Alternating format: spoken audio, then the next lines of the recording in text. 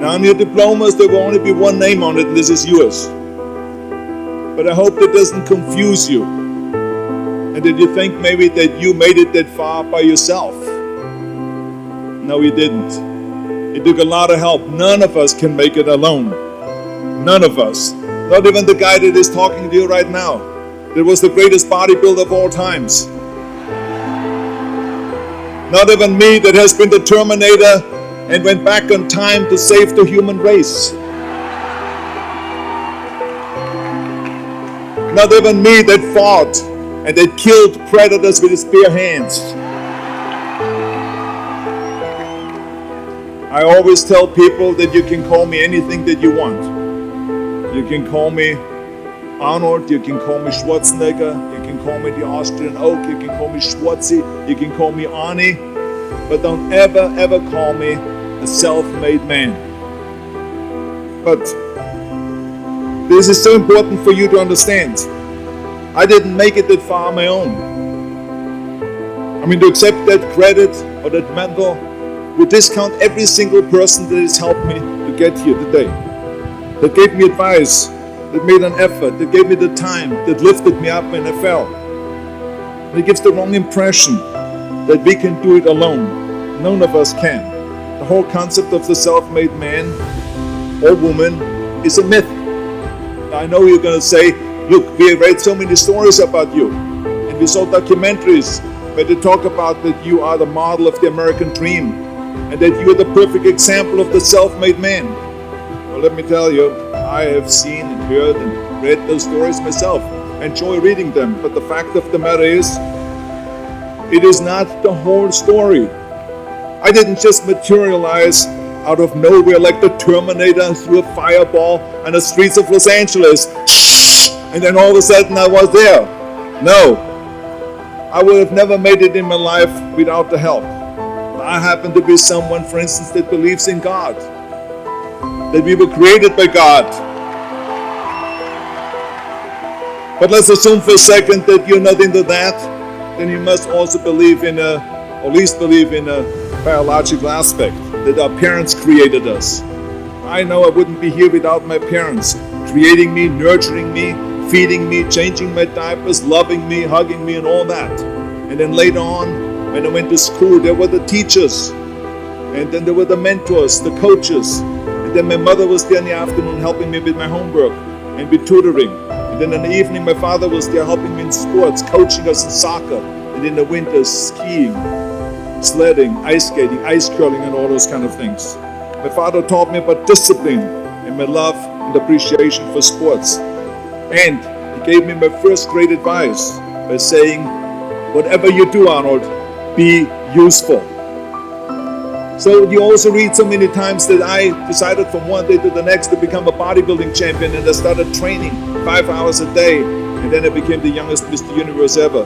Well, it is true, but the fact of the matter is it's not the whole story, because if I wouldn't have met a lifeguard at the lake where I grew up, and some bodybuilders that introduced me to weight training, and they taught me the first chin-up on a branch of a tree by that lake, and that eventually introduced me also to a weightlifting club locally, where the coaches taught me about powerlifting and weightlifting and bodybuilding. They helped me, and they nurtured me, they pushed me, and then eventually I saw a magazine with Reg Park on the cover. It said, Mr. Universe becomes Hercules. There was Reg Park in a Hercules pose on the cover. I bought that magazine, and I read the story from the front to the end cover, and let me tell you something. I read exactly how he trained 5 hours a day, and how he became a champion, Mr. Universe, 3 times, and how he went to America. And then he was discovered in the movies, Hercules movies. Well, when I read that, I found my vision. And let me tell you, the most important thing in life is to have vision, to know exactly where you're going.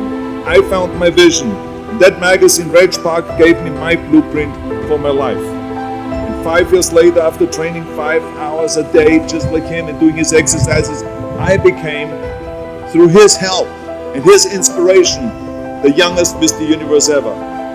And this is what made then Joe Weider, the father of bodybuilding, the owner of a giant food supplement empire, the editor of Muscle and Fitness, invite me to America. So it was Joe Weider that brought me to America, to the greatest country in the world, to give me the opportunity to train in Gold's Gym and to go and get me a little apartment. I came over here with absolutely nothing. It was his help. I had $20 in the pocket and some sweaty clothes in the gym bag.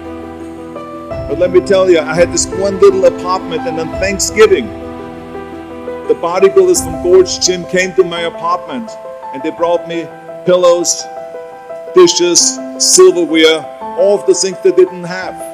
And even a black and white TV and the transistor radio, which I still have today on my end table next to my bed. The generosity that I saw, the amount of help that I got when I came to America was absolutely extraordinary. So firsthand, how generous the American people are. And then in Gold's Gym, there it was a magical place with all the champions, Mr. Americas, Mr. World, Mr. Universe. Everyone was training their power lifters, Olympic champions and so on. And they helped me change from an amateur champion to a professional champion. And after that, I won champion after championship. It was 7 times Mr. Olympia, you heard it all. I became the greatest bodybuilder of all times according to the Bodybuilding magazine in 1975. Now this is just with all of the help. I would not have made any of that by myself. So this is why I don't believe in a self-made man. And even when it comes to show business, it was the same thing. I mean, you read the stories that Schwarzenegger decided from one day to the next to retire from bodybuilding and to go and become an actor. And in no time he did Conan the Barbarian and the Terminator and Commander and so on. Well, it is true, but it is only half of the story.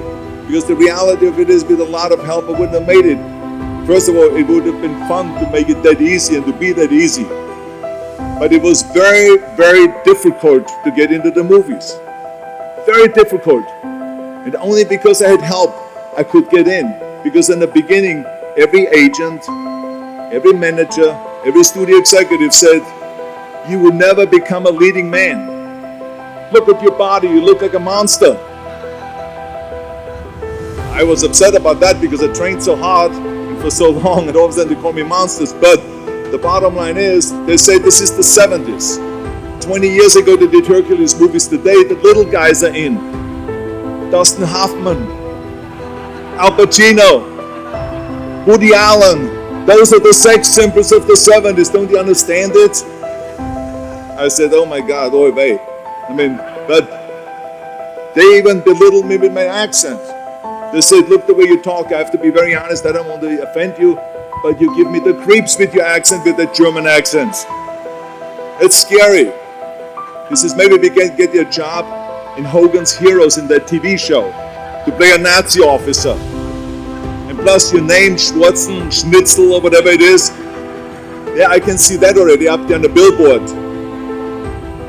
And people running in because of the name. So the bottom line is it was very, very difficult, but only because I decided not to listen to the naysayers, and because I decided to work as hard as I did in bodybuilding, to take acting lessons, to take voice lessons, English lessons, speech lessons, and accent removal lessons.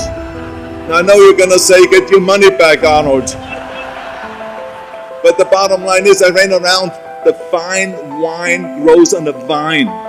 Because the Germans always had difficulties with the F and the W and the V. Fine wine grows on the vine. And then the zinc is made out of zinc. And all of those kind of things. So I did this thousands of times. And eventually it worked. I started getting little parts. Then I started getting bigger parts. And then eventually, even though it was very difficult, it was Dino De Laurentiis and Ed Pressman that came to me with Conan the Barbarian. And if they wouldn't have helped me to get that part, I would not have broken through and become a leading man. This movie came out, they spent $20 million, which in today's terms is around $200 million on that movie. It was #1 in the box office. That was for me the big breakthrough. And at the press conference, the director even said, if we wouldn't have Schwarzenegger, we would have had to build one. Because I was the only one that could act and had a body like that for Conan the Barbarian. And then, of course, there was James Cameron that directed Terminator. When Terminator came out, James Cameron said the reason why Terminator worked was because Schwarzenegger talks like a machine. Now, I don't know if I should take this as a compliment or what, but I mean, the bottom line is, It was the two things that the studio executive said would be a big liability, became big assets. And my career took off. And this is why I always say thank you to the people that helped me along the way, and not ever think that I'm a self-made man, because not only was the producer and the director so helpful and the studio executive so helpful, but every person that works in a movie. As a matter of fact, when we have a wrap party, which is the party on the end of the movie, I always make sure that every single person gets invited to that wrap party, to say thank you to them at the wrap party, and go to the microphone and say thank you to the cameraman, because without him I wouldn't look as great on the screen, to the makeup person, to the visual effects person, to the stunt people, the stunt coordinator, the cable pullers, craft services, and the list goes on and on and on. There's 280 people that work on a movie that make you look great on that screen. So how can I say I'm a self-made man? So this is why it is important for all of us to recognize, and this is why I tell you, and every step of the way I had help.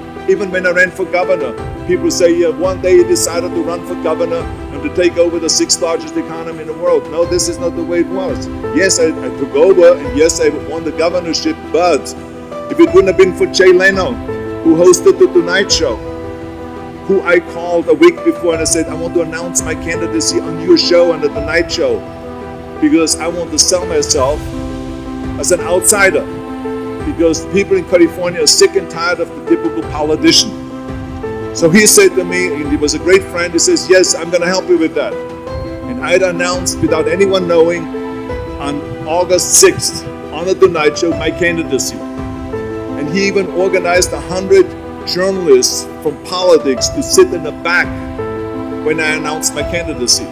So this is the kind of help I got. And from then, of course, I didn't even have a team yet. People came out of nowhere and they started helping, organizing with the campaign and with fundraising and with the communication and with all of those things. And I became 2 months later the governor of the state of California. But it took a lot of help. And I have to say that it is important to acknowledge that, because people make it always sound that you did all this yourself. I didn't. I did it with a lot of help. Yes, I was determined. Yes, I never listened to the naysayers. Yes, I had a great vision. Yes, I had the fire on the belly and all of those things. But I didn't do it without the help. And even when you then say Schwarzenegger did the most unbelievable environmental laws in California, well, guess how laws are done?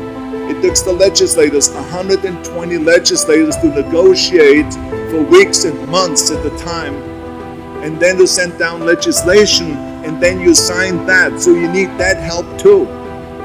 So I had a lot of help along the way. This is why it is so important for all of you to recognize that. And the biggest help, of course, I got was from America. If I wouldn't have come to the United States, if I would have come to any other country, I would not have had the success. I mean, America has proven not only to be the land of opportunity image-wise, but America has proven to be the greatest country in the world where anyone can make it. This is why I always tell people, none of my careers would have happened if it wouldn't be for the United States of America. I could have gone to the Middle East. Do you think I would stand here today? I could have gone to Africa. Do you think I would stand here today?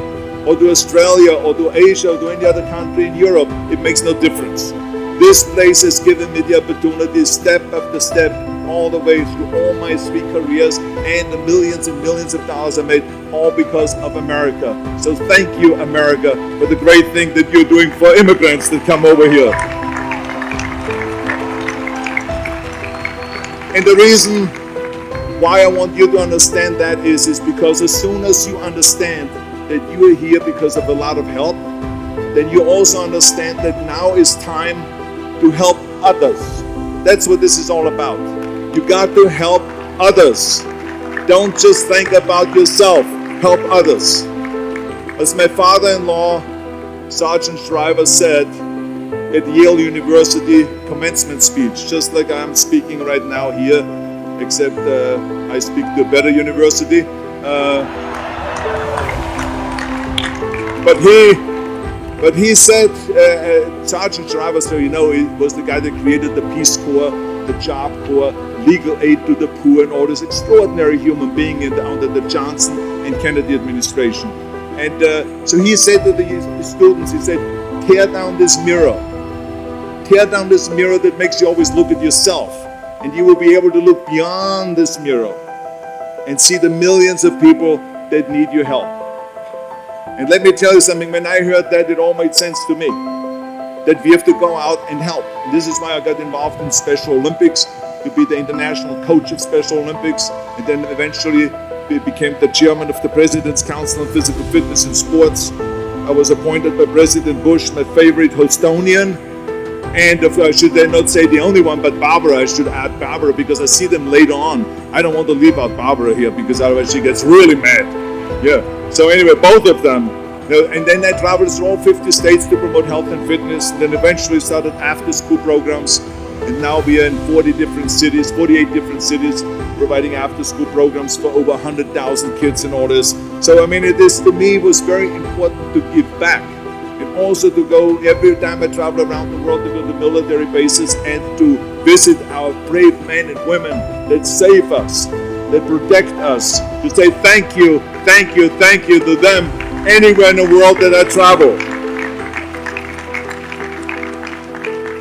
So it is important to recognize that. So all I'm saying is, it is my challenge to you today to go ahead and to celebrate your accomplishment. You should. This commencement is a great success. Each of you earned your diplomas. But at some point, take a break from the celebration, away from the Instagrams and Snapchat, and think about all of the people that helped you. Make sure to go and to recognize President Couture and to say thank you to her for the great work that she has done. Say thank you to the deans of this university that are responsible to make this university so great. Say thank you to the professors and associate professors, everyone that taught you and everyone that's responsible for you to be here today. And go to your parents and give them a big hug and tell them that you love them and thank you for everything that you have done to get me here today. Do that and give something back to your community and to your state and to this country. Because remember, in the end, we are not going to be remembered for how much we made, but for how much we have given. Make sure that it is not about me, that it is about we. Turn the me into we. And I guarantee you that you can change the world. Thank you very much, all of you Cougars. Thank you.